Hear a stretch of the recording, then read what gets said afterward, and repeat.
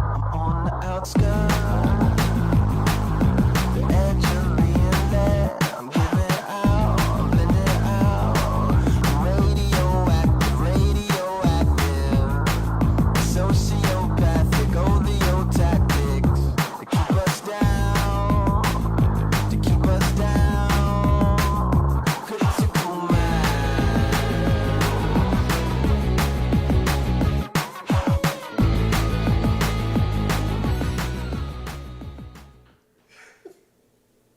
Happy Wednesday. Welcome to the Commonwealth podcast. I'm Ina. This is Jasmine. And today we are going to talk about dating in Vegas. In Vegas. Amongst probably some other spin-offs. And also we're going to ask our producer for a top off on our wine because we didn't get it before we started. That's happening. I'm trying to figure out why none of these updated. And it all says offline, even though I'm streaming. Okay. So anyway. I'm Ina. I've been here for about 2 years in Vegas. I'm Jasmine, aka Jazz Clarity. I've been in Vegas for 4 years, but I'm a recent returnee to Vegas as of 2 weeks ago. Right. Oh, please, and tell them where you came from. Like, what were you doing for about a year outside of Vegas? So I left Vegas. I went to Salt Lake City, Utah. Yes, Salt Lake City, Utah. I worked at the University of Utah. My experience there was very unique because my purpose to be there was to be black and make black people feel comfortable. That was my whole goal. Yeah, being in Utah was definitely an experience and one that you shouldn't sleep on. Right. Being black in Utah. This was a whole thing. So when she originally told me this, I was like, I don't know your pronouns either, so I apologize if I'm off. But I was like, wait, what? That's a possibility. So I'm really curious about this entire story because I did not know that Salt Lake City had like a cultural space to let black people exist without, all of the other sort of oppression that usually happens in that state. So, yeah. It's very interesting, actually. They have like a underground, Ooh. tunnel of blackness. I wouldn't call it underground, but we have a chat. Like, we have a Black Folks of Utah chat on Facebook. Oh, wow. A chat on GroupMe, so shout out to everybody on the chat. So Love that. And we're really connected and really close knit in that regard. That's awesome. Yeah, It's like a community within a community. Absolutely. And the thing about community, speaking of community, is that it really does go down in the interpersonal space, like the one-on-one space. Like, we try to have it.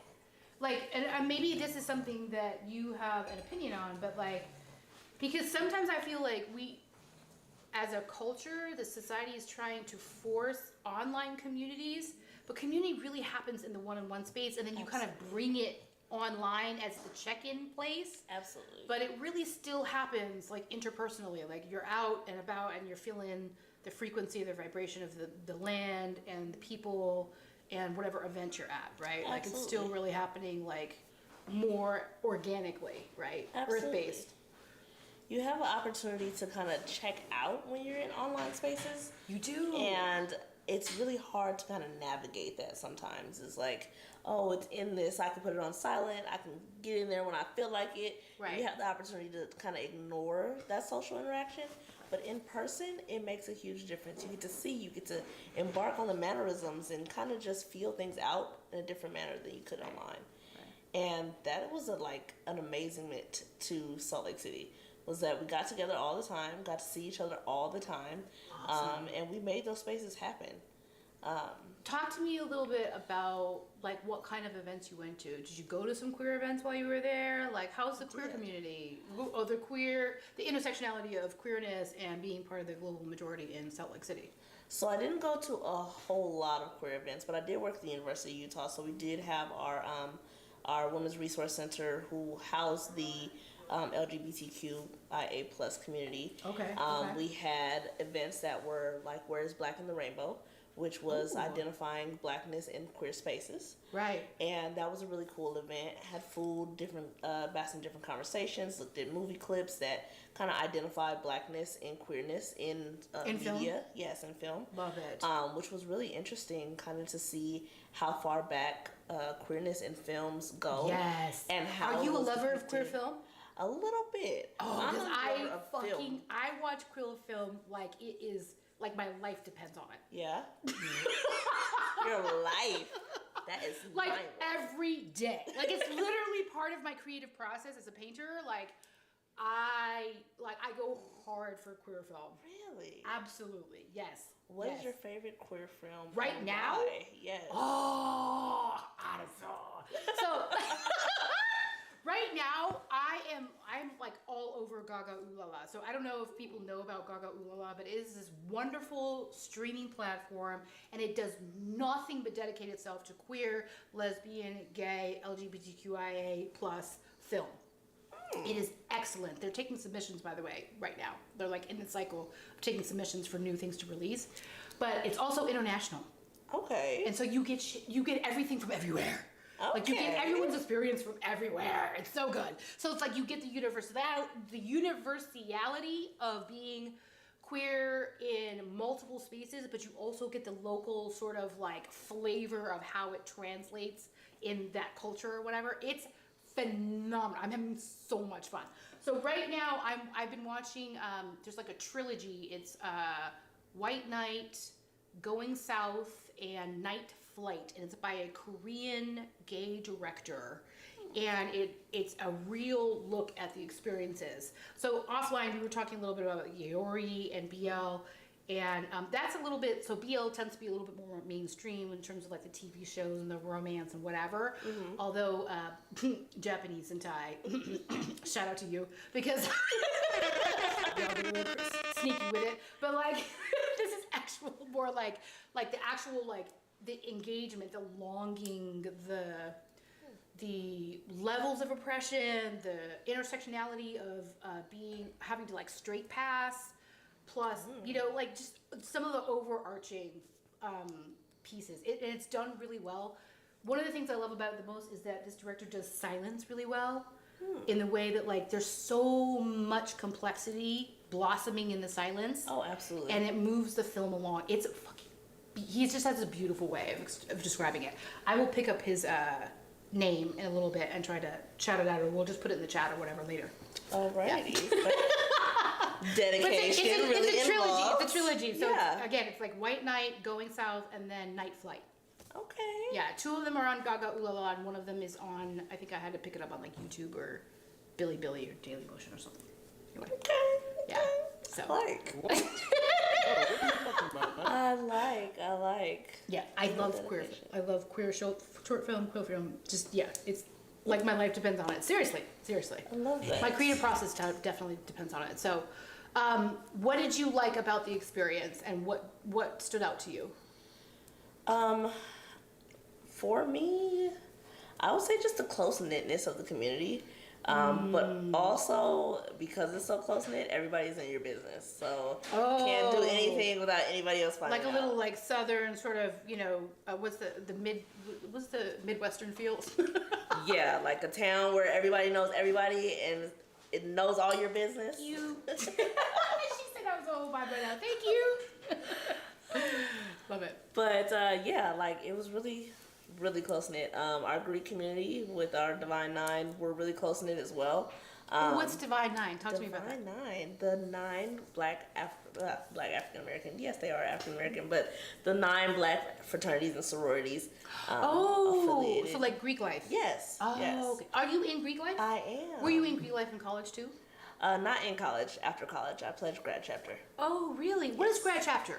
That is after college. Once you get your degree, there is an affiliation with the after college experience, and you are able to kind of give mentorship and guidance and continue that walk cool. with community service. So Wonderful. So that's the after degree networking. yes, Right. yes, Right. and it's a lifetime commitment. So yeah, It is a lifetime commitment.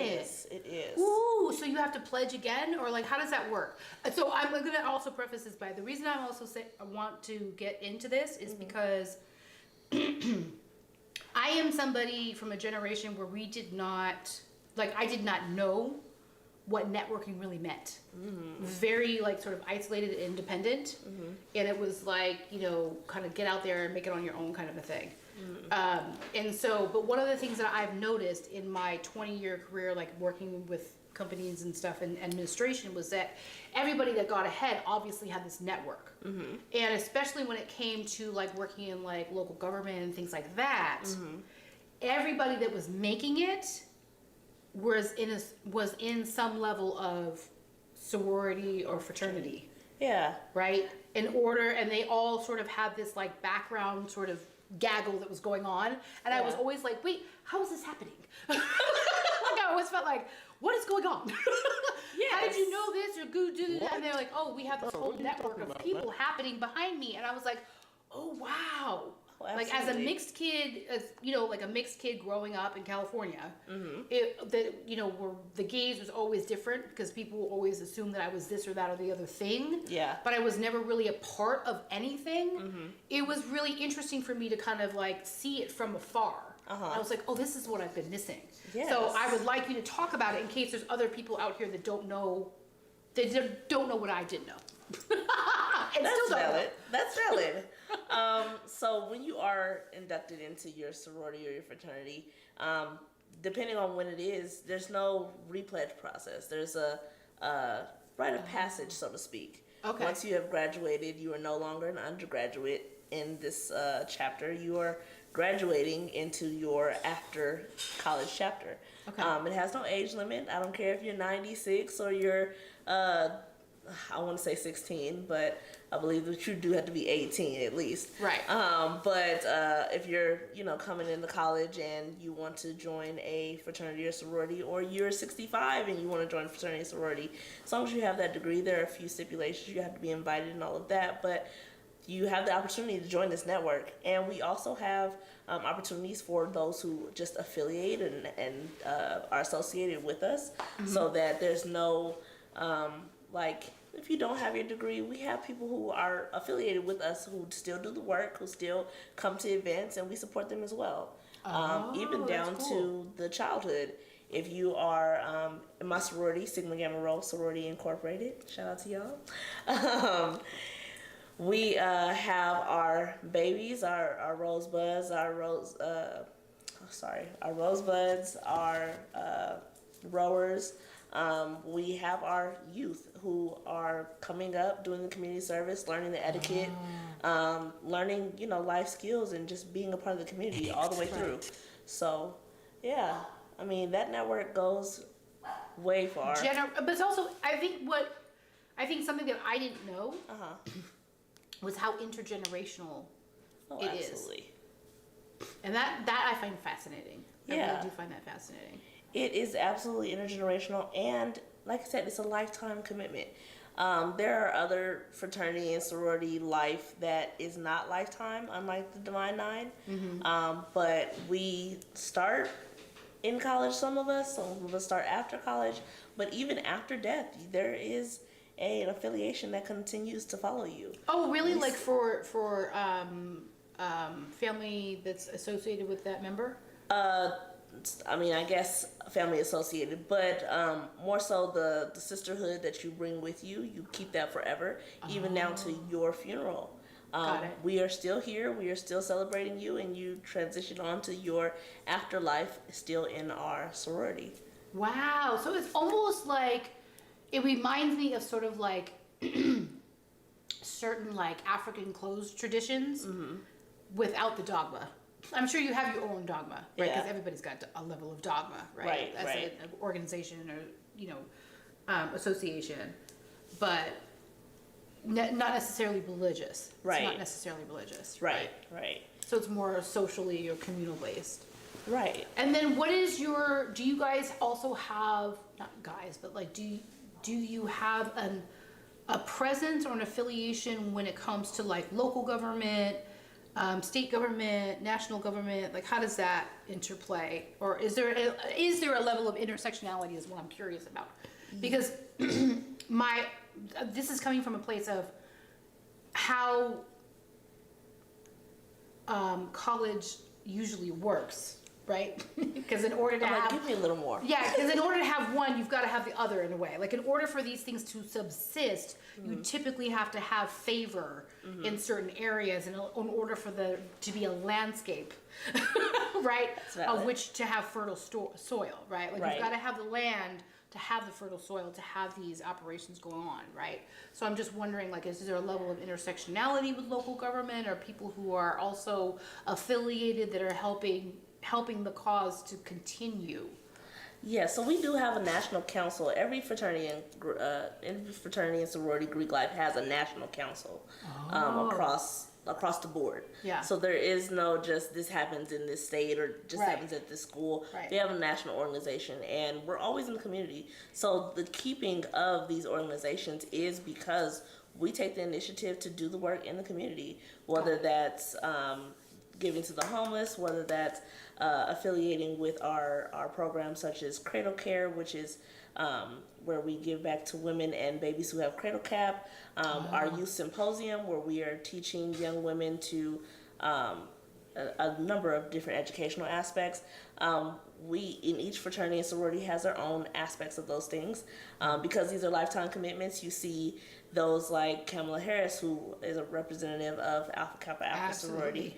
I mean, and I will say, as someone who's worked in local government, specifically out of California, at different intervals and levels and things that were in either industry adjacent, ain't nobody getting to the top pedigree unless you have a network like this. Right. Period. And everybody does at a certain level. Like if you're dealing with directors and you're dealing with people who are on the upper echelon, everyone is interconnected to this network. That's one of the reasons I asked this question, is because it's my personal experience from working with local government and state government that I was like, oh. And like, you find your people way. know each other, Yes. and people trust each other, and people have a certain type of agenda, and so that's kind of where like I was wondering. Absolutely. Yeah, we navigate our ways. If it wasn't for my connection to the sorority, I wouldn't be here. Right. So yeah. I mean, because the opportunities really come when you know people. You've got to know Absolutely. people to know the opportunities that even exist. Because people are typically more comfortable hiring people that they have some level of affiliation with. Right? Especially, or to fill a slot, right? Like, I know that there's been some talk about, this doesn't necessarily have to do with dating life, but it kind of does, and we'll tie that in later. We'll get back there. Because I kind of think dating life is similar, right? Like your dating life is really similar to how many people you know. The more people that you know, the larger scope of what your dating life gets to consist of, right? Which is kind of the same way with opportunities when it comes to career or just, ability to sort of navigate, social spaces, right? That's the more fair. people that you know, the more exposure you have, the wider range of opportunity that you have. And I think it kind of goes the same for both things. So like, even though a lot of us rely on apps right now, because in a sense, the app sort of helps you grow your reach in a way. Yes. It doesn't necessarily have the same impact as growing your reach, like in face-to-face events. Absolutely. I was going to get to that as far as like apps are concerned. I feel like that is the reason for the apps, to expand your reach from your friends group. Because at a certain point, you run out of friends and they run out of people to introduce you to. Or you've changed friend groups. Yeah. You've changed cities. Yes. Right? You could have just outgrown a bunch of motherfuckers. Yes. Like And maybe all we're those just, things, right? All those maybe we're things are just no longer a part of the potentially same thing. You Right. still want to go to the club to meet people, and I'm Right. not into going to the club anymore. Like, and that's okay. Have you Ain't nobody been got to time for Piranhas? this. I have not been to Piranhas. Ooh, let's go. We should go. Yeah. Yeah, it's fun. It's a Yeah. fun time. I have not. Sure. I haven't been to the club in so long. Well, I went to the club twice. Went to the club twice in Utah. Definitely was not my scene. Right. It was just like, ugh, why am I here? So loud, so impersonal. Right, right. It's a little overwhelming. Dating apps gives you a little bit of, calm, cool, collected conversation, Right. But you still kind of hide behind that. right? Like you still get to be that introverted sort of like, I'm gonna hide behind these, internet walls, if you will. Very much true. And between you and me, I mean, I'm really still into the meeting people in person, getting to feel them out. Meeting people in person. Because sending a text just doesn't do the same justice. Well, and this is the other part, right? It's like there's things that you can communicate energetically, Yes. physically, emotionally, and spiritually in person. Yes. That unless you are sort of already an elevated or evolved kind of human being, like living a certain experience, Yeah. you're not going to be able to do that via text or via an app. Very true. Right. Like, I mean, it takes a very, I think, centered and intentional person to be able to communicate those various realms of living Yeah. and humanity through, internet means or internet, signals. Absolutely. Almost even to the point where it's like, maybe we should all send videos. Like, maybe that would help, gauge a person a little bit better. But then if you could record your video 1,000 times over, I still don't know you. Exactly. Audio text and video text can be really, because it's also it's not organic. Right. I don't know how many times it took you to take that. Right. I don't know how many times you edited that because you didn't like this or the angle or whatever. Whereas being in person is still, it's kind of like cash is king. The phrase Yes. cash is king. Yes. There's a level of interpersonal dynamic that you just can't take away No, when you it comes can't. to dating and I think also just getting to know people. So you had mentioned that you feel like you don't have a large friend group I in do Vegas. not. I have a much bigger friend group in Utah than I do here. Wow. Granted, I am a part of the sorority and I do have my sisters, but even still, I'm still fairly new. When I was inducted into my sorority, I left 4 months in. Right. I went straight to Utah, so I didn't even really get a chance to get to meet as many people as I would and like. show up to the events. Yeah. Right? You just didn't have an opportunity to show up. Bro, what are you talking about, Yeah. man? Not very much. So now I'm trying to figure that out. Back here, and Have you dated many people here? yes and no. So Okay. when I first got here, I was in a relationship. It didn't work out. And then You started didn't move dating. here because of that relationship, did you? No, Okay. no. Okay. That relationship came to Don't me. move because of a relationship. I second That's that. that's my That's that how is I my got, suggestion. that is exactly how I got to Utah. I don't recommend. Yeah, don't that. That's a 0 out of 10 right there. That's a 0 out of 10 recommend. Yes, Only move because you fucking want to. please. Because it's not gonna be what you think. I promise. It never it's not gonna be fucking what you is, think. bro. It never is, yo. But no, I mean, I did some dating apps. I can't remember all the ones that I've been on, but the Hinge, the Plenty of Fish, Well, what's plenty of fish? It is. Yeah, I wasn't on it very long, so I can't even explain it to you. Okay, it's fair. It's fair. But I've been on Match, Black People Meet. Okay, so Match.com, BlackPeopleMeet.com. Mm-hmm. Did either of those? How did you feel about those? I like Hinge the best, I must say. You do. I do. You do like Hinge the best. Yes, I think it's a little bit more free friendly for one. Oh, it's free friendly. That's facts. Yes. Facts on that, right? But also I think it gives me a little bit more information about a person. I kind of want to know. No love for Christian Mingle. Wait, what? Are Are you on Christian I Mingle? don't think I'm on Christian Mingle. I think I've downloaded it and just never started a profile. My bad.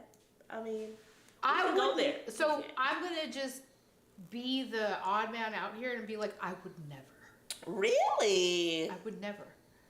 I would never. I am not dogmatic at fucking all. If you had not noticed. I am not dogmatic at all, and I can't. No. I can't. No, I'd be such a heathen if I to these people.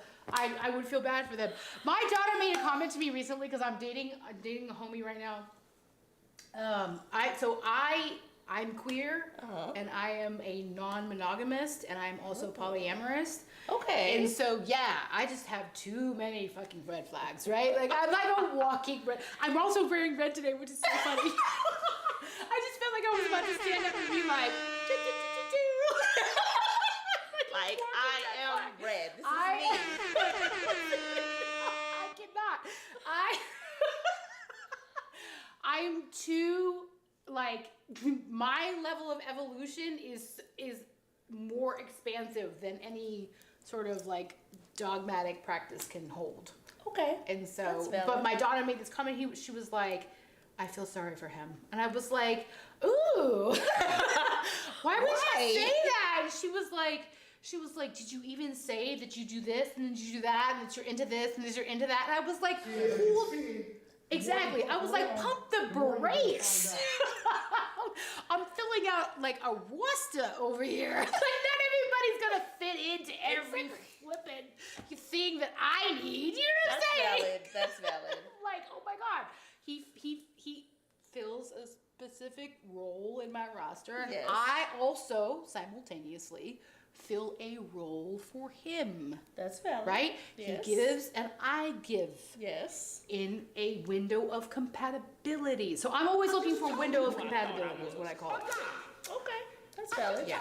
So I look for the window of compatibility in relationships, and I try to keep it there. Now, if it starts to expand, then we have another conversation. If it starts to expand again, then we have another conversation. And all things are in evolution. But that's how I get down. That is so interesting. How long have you been polyamorous? I think a long time, but this is probably the most expressive I've allowed myself to be that way.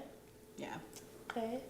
Yeah. I'm definitely monogamous, but my brother is polyamorous and has been for quite some time, and I'm very supportive of his relationships, and he's always like, Yeah. I mean, you can explore, and I'm like, Yeah. I mean, I hear you.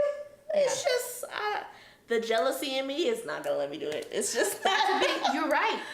Yes. Most of the, so it's interesting because I just had this conversation recently with someone I was in a longer term relationship with for the majority of my adult life. And one of the things that came up was most romantic relationships, we are conditioned to believe that there's a level of like possessiveness around it. There's a level of ownership, which I don't want to get all into the colonial aspects of why that is, but it is definitely related to colonialism. And so, but the reality is that when you remove possessiveness from romantic relationships, it gets so evolutionary. I believe it. Yeah. I respect it. I can't see it. I'm still in this possession. Can't see Jesus, but you believe in him. I definitely, he's my Jesus. Okay? Mine, okay? So we have a couple hear people. You don't share Jesus? We have Nah. we absolutely have a couple people who are like watching and who are like, oh, this is kind of like, yes, grab some wine. Please. Who are like, oh, this is an interesting conversation. I want to, engage with us. Like, tell us why this is interesting to you. Tell us what aspect is interesting to you. Yeah. Because then we can engage with you and answer questions and have kind of like a little bit more of a conversation. Because I know that it's not necessarily the norm. Right. To think about relationships beyond just like one person has to hit every fucking note that I need. And for me, I will tell you that coming out of a long-term marriage and long-time partnership, that was the biggest reason that I was like, this is no longer working for me. I can see that. Because I actually think it's a burden to expect me to fill all your fucking needs. I think it's a burden. I also feel equally it is a burden for me to expect you to fulfill all of my needs. You are your own individual person. You have your likes and your dislikes. I am also somebody who, like, I'm a polyglot, for instance, right? Which means that I kind of absorb the world as a language sponge.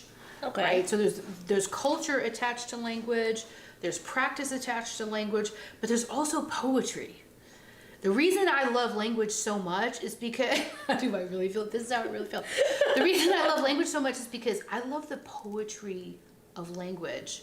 And there's always little cultural hints and subcultural hints and, like, you know, nuance and complexity depending on what language you're using.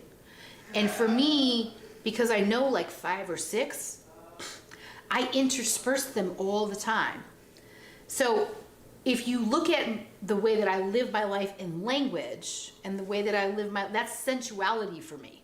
Okay. So I need to live my life sensually, and that takes many, many things. it takes on many, many faces. It takes on many, many, like, decisions. It takes on many, many, like, environments and experiences. And who am I to say that only one motherfucker could fit all those notes? That is a huge request. I'm just saying. Valid That is argument. a huge. That would be a huge and I think fundamentally unfair request of one fucking person. But that's what friends are for. I mean, That's you what friends are for, have a but lot I of also feel friends.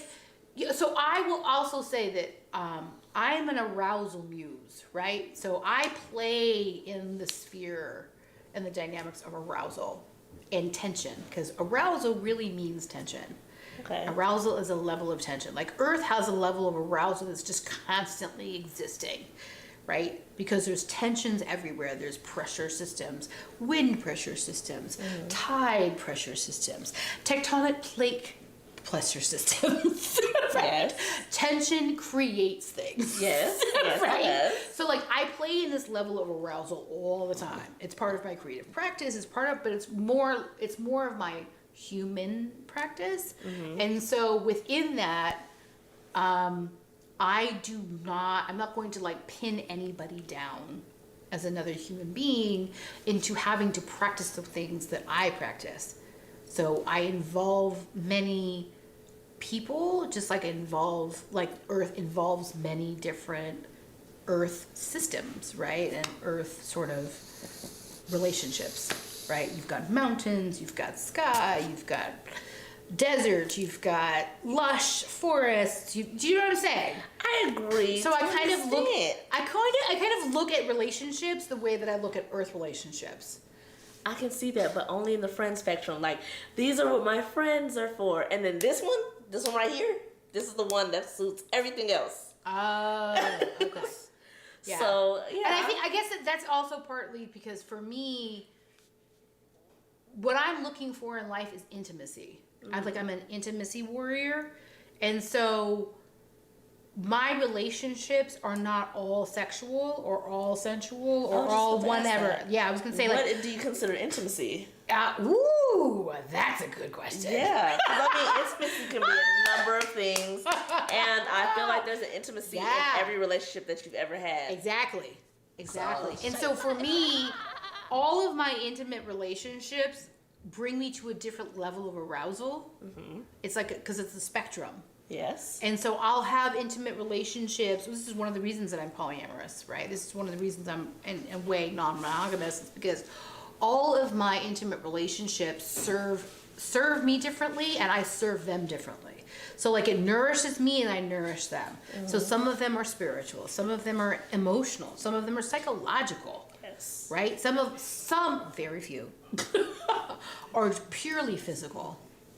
Right? Well. The level of that is really small. It's really narrow, but mostly it's almost like being demisexual. What people Okay. consider demisexual, where like Yeah. they have to have a level of emotional involvement in order to get physical with you, or order to get off, or whatever. Right. And for me, I think part of that, the larger part of that, is because I am not looking for the result.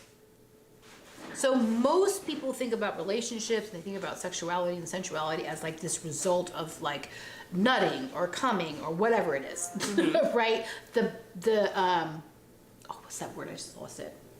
There's like a whole realm of manga / porn or whatever that's like, what is it? It starts with a B.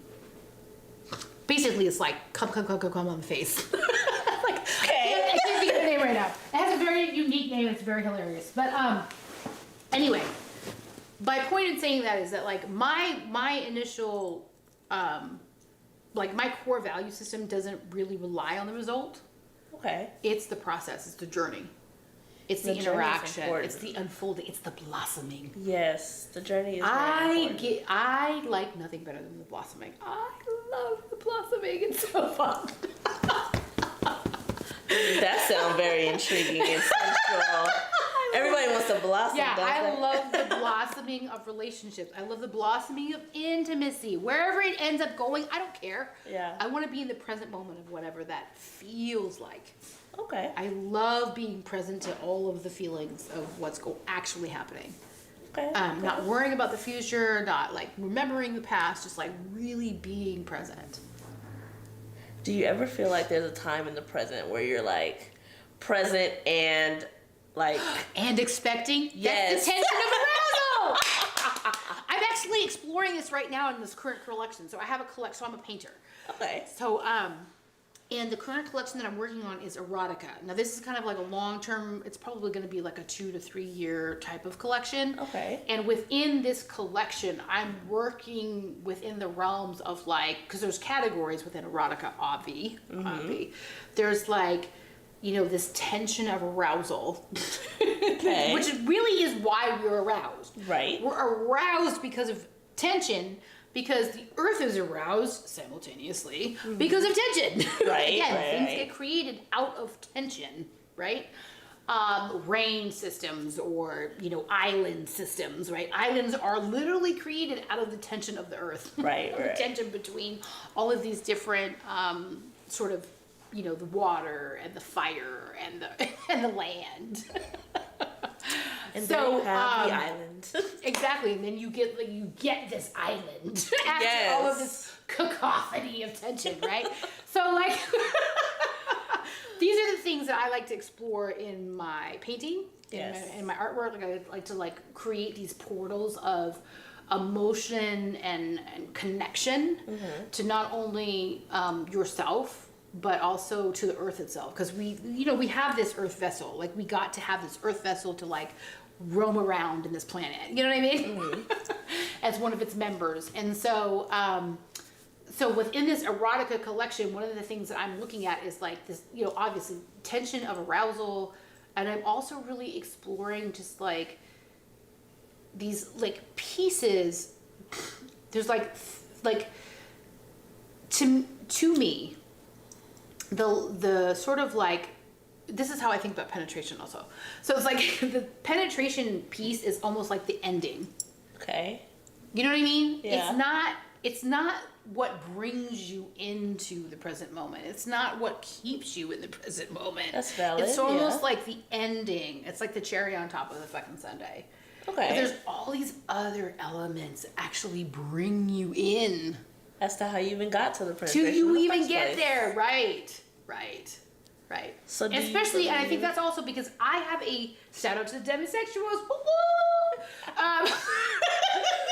It's also because I have a female body, Yes. right? I have a earth mammalian, you know, female body. And so for us, we don't necessarily have to have, like, we don't have a down period, if you will. Like, if I want to, I'm just going to say it. If I want to be wet all day, I can be wet all day, honey. I'm talking day. 24 fucking hours, baby. If that Just wanted. gushing all day. All fucking day, like a waterfall. Nobody got time for this. I already know. But as a male body, they need a break. Yes. Right? yes. Like motherfuckers need a break. Unless you've evolved into like some level of like tantric or like African, like there's all these, there are ancient practices for men to also kind of just be like a waterfall all day and not necessarily need the same type of breaks. But like, they still need a break. Right? Whereas we kind of don't. Yeah. We can, if we want to set it off that way, we could set it off that way.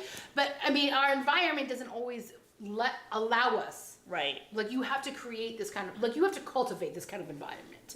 Right. Like I've cultivated this kind of environment for myself. I know what it takes. I know what I like. I know what I can watch. I know where to go. But it's also because I'm so present usually that everything to me is like, right? Like I live in this all the time. Yeah. You feel that? Okay. Like, yes, me too. It's real. And so, that, I don't remember where I was going with that. That's okay. So do you feel like the marriage brought you to this place? I know, I was always in this place. My marriage stifled me for many years, like foot on fucking neck. Really? Where like I couldn't breathe enough. And not the fun part of the neck, because the fun part of the neck is here. So also, side note, if you are into neck restraining, can I just also tell you that this is the area that you want to play with. Do not do anything with the center. This is actually where the blood flow is a little bit constricting, but it's also arousing. So if you're into that shit, please keep your hands off the middle part of anybody's neck, male or female, or them or they, because this is where you can cause damage. So it's always on the sides. Pressure should always be maintained on the sides and even down into the clavicle a little bit. Okay? So, little tip. That's that choke me, spank me, pull my hair mentality. Give me a little bit of... Just saying, because we don't want anybody to die from sex. We don't. Or arousal. Please. Or any... We don't want people to die, is what we're saying. Because we are, we're genocide survivors. So please. Please don't die. Please keep people alive. But no kink shaming either. Right. No kink shame. Exactly. No kink shame on this podcast. Okay. But that's valid. Talk to me a little bit about, so you have dating experience here. You have a little bit of dating experience in Utah. You're from LA. Yes. Right? One of my favorite areas, actually. Really? Shout out to, I know Shout that out to area LA well. County. Give us Which the is whole big county. as fuck. It's big as fuck. Listen, I'm from San Jose originally. Okay. San Jose is also big as fuck. Yeah, my brother lives Sometimes there. people don't realize how big these fucking cities are. Like, They're huge. And public transportation is not something that actually works. So. You really don't want to drive, but if you have to. But you almost kind of have to. Yeah. You kind of have to. That LA traffic, no joke. It's legit awful. It's awful. It's just not. It's not my favorite. I lived in LA for 2 years and I did not use the freeway. I always drove in town. Fuck yeah. How? Because I just knew all the back road. Like Oh, that's valid too. Yeah. It's always a back road to everything. There is. And you can There take is. the back road to everything. But it's also because I'm from the Bay, so I know that life. I know the LA life, so yeah. I know that like back road life. Yes. Because, the Bay's freeways now are almost as bad as LA is. Really? Yeah, it sucks. Sheesh. It's the worst. I'm not looking forward to trying that. But, LA, shout out to LA County, but it's very different. You can hear things like it's too expensive to date in LA. And really? like, is that a thing? Yeah, it's a thing. Like, or you'll hear, don't get me wrong, I don't date too much in LA now, but, people have said that. Like, it's too expensive to be paying for my dinner and your dinner. Like, Wow. Is it? No. Okay. So, I've changed my scope, and at that point, it's just still like there's a... LA is expensive, period. It's just not my stilo anymore. Right. And I have grown, and I feel like I've outgrown LA a little bit. I hear you. And I feel like I found my worth and my value in Salt Lake City. Oh. Where people are like, you go out and you never had to pay for a drink, you never had to pay for anything. Sweet. That was the first time I had ever experienced that. Oh, really? In Salt Lake City. was Right. like, you never had to pay for anything. That level What? of attention, though. That level of attention. Yeah. I was blown away. Listen, I'm Blown dating away. some folks that I have not necessarily Shout out to y'all though. I have not necessarily had in my like dating criteria before. 'Cause Yeah. that's one of my things right now. So like we were talking off camera because I was practicing a level of personal celibacy for about 5 years. And out of that, I found my worth. So one of the reasons I was like insular was really to rediscover who I was, what I wanted, what I've been repressing, what has been like externally repressed versus internally repressed, right? The conditioning versus, the desire. So all of those things, and then that's kind of led me into this place where like I've been able to be really expansive around my own personal gaze or dating gaze or, gaze out of conditioning, right? Around, right, exactly, Gabby. Gabby's so Right. cute. When it comes to dating, because one of the things about dating is that we tend to fall into our own conditioned traps around what we think is attractive or who we attract or even just like what we get turned on to. Very And true. so one of the things that I know I've been exploring internally over these last like 4 or 5 years was just like how wide could I throw that net? Right? Like if I was really to just like let everything go. Like the parent conditioning, the social conditioning, the cultural conditioning, like who people see me as versus who I identified as, versus who I even fucking had kids with, like all that shit. Like if I let all that shit go, how wide of a net could I fucking throw? And that's sort of where I'm in now. And so like now I'm sort of like engaged with folks that, my older my older 20-year-old or my inner 30-year-old would be like, ugh, you know what I mean? And I'm like, fuck y'all. Yeah. Let me lead you. Because Yes. I'm the elder statesman now. So let me lead you into this. Like, we're good. Yes. We're safe here. You know what I'm Yes. saying? We're safe to practice this here. And it's been amazing because I'm getting everything that I'm asking for. Even though my mind sometimes wants to be like, oh, I want to find this problem that doesn't exist. Right? Always. We've got to cut this off. Right. We don't have to cut it off. Right. Just And then I'm explore like, it. no. See what happens. This is exactly what you asked for. Yes. The universe is giving you everything you want. Yes. And all they're asking is that you just accept it. Yeah. And that really goes for lots of different things. Yeah. But specifically to dating, sometimes it's like we want to like narrow our capability, but you don't have to.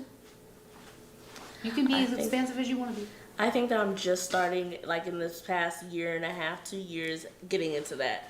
Like, cast your net wide. There is no stipulations as to this is how it goes. It's like that that desire that you have when you're young and everything has to happen by 30. I have to do everything I want to accomplish by 30. And you turn 30 and then there's no like alarm that goes off, no bell that rings and says, you're 30, it's over. Like that just doesn't happen. Right. And it took that experience to go, oh, no bubble pops, no balloon busts, nobody says, you made it, too bad. Like, But again, that's that you get to cultivate your own life, so there's a level of responsibility and accountability, but there's also a level of expansiveness and openness. And I think sometimes we conflate and then we kind of oscillate and we let our emotions run through all of those because there's like fear and there's anxiety and there's always social conditioning. Listen, if you think that you're above social conditioning, let me tell you, you are not. at You just all. aren't. Okay? The thing to be, though, is to be aware. The more aware you are, the easier it is to navigate out of that, in and out of that. Because it's a bit of a roller coaster. And that's okay. It is. It's totally okay.